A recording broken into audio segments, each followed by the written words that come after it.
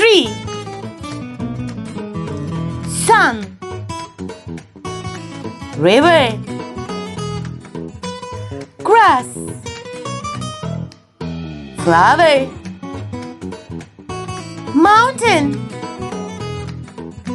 Ve bir sürpriz konuğumuz var bugün. Bekleyin bakalım. Bakın, bugün size kimi getirdim? Sürpriz konuk. Tanımak ister misiniz?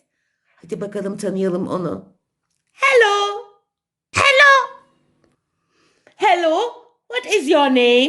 My name is Kaliko. Oh, Kaliko. Kaliko diye cevap verdi. Duydunuz mu? Bir daha soralım hep beraber. What is your name? Kaliko, Kaliko. Aha, Kaliko. Hello Kaliko. Hello. Ah, bir dakika, bir şey söylüyor kulağıma. Ah, Kaliko. Çocuklarıma sormam lazım. Kaliko ne diyor biliyor musunuz? Kaliko diyor ki bugün hava çok güzel. İlkbahar geldi. Beraber bir orman gezisi yapmaya ne dersiniz diyor.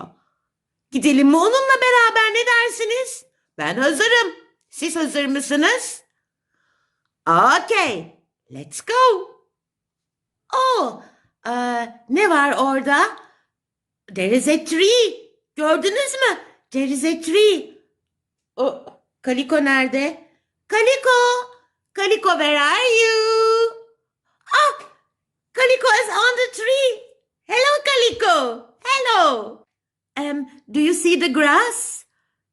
Wonderful green grass with flowers. I like flowers. They are pink.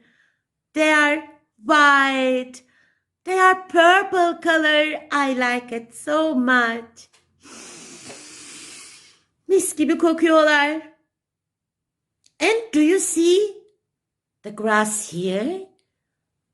There is a horse on the grass. It is running. Run, horse, run. Run, horse, run. Run, run, run. Oh, and do you see the river here? Do you see? There is a duck. It is swimming. Swim, swim, swim, swim, swim, swim. And do you see the mountains? And the sun? The yellow big sun? Wonderful. Teşekkür ederiz bizim de bu küçük tatlı geziye katıldığınız için. Evet, şimdi ne yapalım biliyor musunuz çocuklar? Birer birer neler öğrendik doğamız ünitesini hep birlikte tekrar edelim. Ne dersiniz? Are you ready? Okay. Then bekle bakalım. There is a tree. The green tree. And there are flowers on the grass. Yellow and pink flowers. And do you see the mountains? The high mountains? And the sun. The yellow sun. And there is a river. A blue river. And where is Kaliko? Kaliko, where are you? Ah, Kaliko is on the tree. Bugünlük bu kadar çocuklarım. Sizleri çok sevdiğimi sakın unutmayın.